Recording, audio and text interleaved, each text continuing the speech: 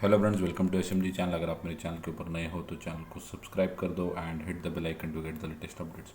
सो आज के इस वीडियो में हम लोग डिस्कस करने वाले हैं एफएल इंडिया के जो है क्वार्टर 3 के नंबर्स आउट हो चुके हैं अभी के लिए 1 घंटे पहले ही। सो इसके क्वार्टर 3 के नंबर्स को भी देखते हैं और काफ़ी बार मेरे चैनल के ऊपर इस स्टॉक को मैंने कवर भी किया है। सो काफ़ी एक क्वालिटी कंपनी है आईटी सेक्टर के अंदर, मिड कैप सेगमेंट के अंदर देखें तो एक काफ़ी अच्छा बेट जो है वो लॉन्ग टर्म के लिए ये स्टॉक के अंदर हो सकता है।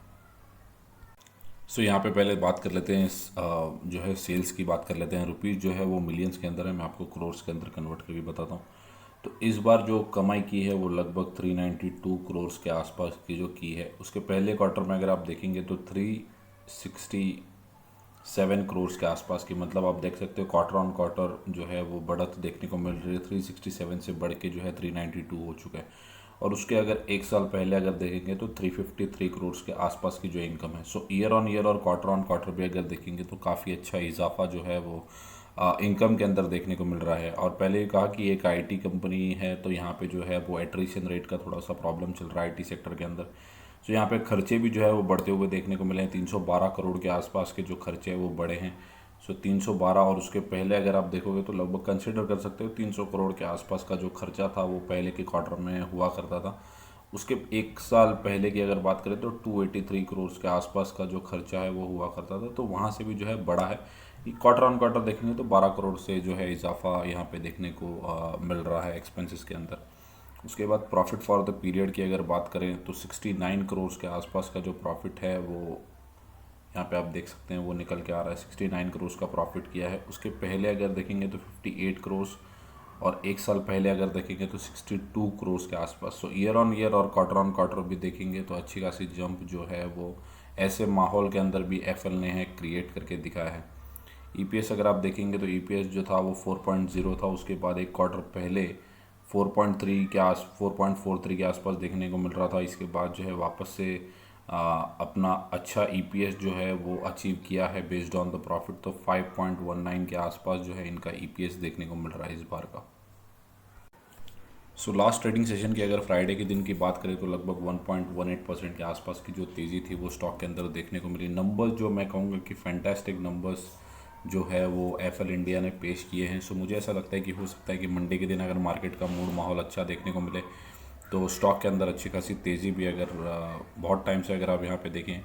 पहले मैं 6 महीने का चार्ट अगर बताऊँ तो 6 महीने से अगर आप देखें तो स्टॉक जो है वो सेम रेंज के अंदर ही ट्रेड करते हुए देखने को मिल रहा है। अभी भी सेम रेंज के अंदर अटका हुआ है। लगभग 1.184% के आसपास के 1.84% के आसपास के नेगेटिव रिटर्न्स स्टॉक ने दिए हैं। अगर एक साल की भी बात करूँ तो एक साल के अंदर काफ़ी ज़्यादा नेगेटिव रिटर्न्स देखने को मिल रहा है, जो कि ऑलमोस्ट सभी स्टॉक्स के अंदर देखने को मिल रहे हैं। अपने ऑल टाइम हाई से अगर देखें तो 19-20% के आसपास का जो करेक्शन है वो स्टॉक के अंदर हो चुका है। वहीं अगर 5 साल की बात करूँ, हालांकि स्टॉक जो है वो रिसेंटली ही लिस्ट हुआ है, कोई बहुत बड़ी हिस्ट्री जो है वो स्टॉक की निकल के नहीं आती। इतनी गिरावट के बावजूद भी जो है अभी भी 539% के आसपास के रिटर्न जो है वो मैनेज कर पा रहा है एफएल इंडिया।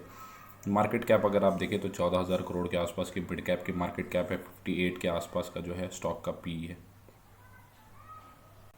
मैं यही कहूँगा कि नंबर्स तो है वो काफ़ी अच्छे हैं, क्योंकि अगर फंडामेंटल्स के ऊपर अगर आप बिलीव करते हैं तो क्वार्टरली नंबर्स के ऊपर ही जो है आप बेट खेल सकते हैं। क्वार्टर 3 के नंबर्स जो है वो काफ़ी अच्छे हैं। तो मैं यही कहूँगा कि अभी काफ़ी ज़्यादा करेक्शन जो है वो स्टॉक के अंदर हो चुका है। तो यहाँ पे मैं यही कहूँगा कि एसआईपी के वे में जो है आप अगर बाय करके चलेंगे और पोर्टफोलियो के अंदर एडिशन अगर, क्योंकि अगर अभी देखें तो मार्केट का जो माहौल है वो ख़राब देखने को मिल रहा है, बट ये जो स्टॉक है वो फंडामेंटली भी अच्छा है और क्वार्टरली रिजल्ट्स भी अच्छे हैं। तो दोनों भी सेगमेंट्स के अंदर या पॉइंट अगर आप देखें तो अच्छे अचीव जो है वो एफएल इंडिया ने किए हैं। तो यही जो है वो राइट टाइम है। तो मार्केट अभी के लिए सपोर्ट नहीं कर रहा, तो हमें अभी जहाँ पे भी क्वालिटी स्टॉक्स के अंदर गिरावट दिख रही है वहाँ पे जो है वो अच्छी खासी क्वांटिटीज़ के अंदर बाइंग, रेगुलर बाइंग एसआईपी के वे में जो है वो हमें हर मंथ करते जाना चाहिए। मार्केट कब चेंज होगा कब नहीं होगा, बुल्स कब वापस आएंगे नहीं आएंगे, ये किसी को भी पता नहीं होता है। बट हमें जो है वो एक डिसिप्लिन मैनर के अंदर जो है एसआईपी अगर हम लोग क्वालिटी स्टॉक्स के अंदर करते रहेंगे और पैरेलली जो है उनके फंडामेंटल्स को भी अगर ट्रैक करते रहेंगे तो ये सबसे अच्छा वे है मार्केट के अंदर पैसा बनाने का। यहाँ पे अगर आप देखें तो लगभग 11 एनालिस्ट जो है वो स्टॉक को ट्रेड करते हैं और 91% के आसपास जो है वो बाइंग की रिकमेंडेशन एफएल इंडिया के ऊपर देते हैं।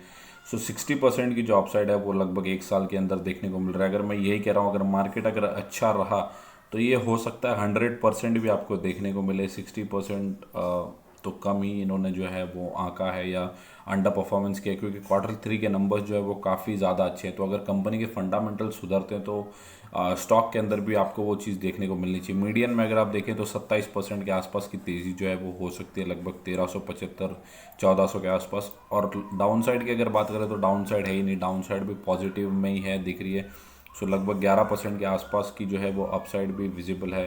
सो जो गिरावट है वो ना के बराबर है। अब हम क्या पूरा जो डिपेंडेंसी है वो टिकर टेप के ऊपर रख सकते हैं, बट मैं यही कहूँगा कि यहाँ से हम सिर्फ एक रेफरेंस ले सकते हैं, एक अनुमान लेके चल सकते हैं। और दूसरी बात, हमने Q3 के नंबर्स को भी इवैल्यूएट किया तो नंबर्स भी काफ़ी अच्छे हैं। टेक्निकली भी जो स्टॉक है वो अब काफ़ी अच्छी अपसाइड दिखाने के लिए तैयार है, या पिछले कुछ टाइम से स्टॉक ने भी करेक्ट नहीं किया। अगर हम लोग ऑल टाइम हाई के ऊपर अगर कोई स्टॉक को खरीदते हैं तब तो जो है वो हमें डाउट करना चाहिए, बट स्टॉक जो है वो ऑलमोस्ट 20-25% के आसपास अगर करेक्शन हो चुका है और वहाँ पे अगर हम SIP के वे में बाइंग करते हैं तो ये जो है वो एक करेक्ट अप्रोच है मेरे हिसाब से। सो ये थी मेरी कमेंट्री फॉर FL इंडिया। अगर आपको वीडियो अच्छा लगा होगा तो वीडियो को लाइक कर दो एंड चैनल को सब्सक्राइब। Thank you guys.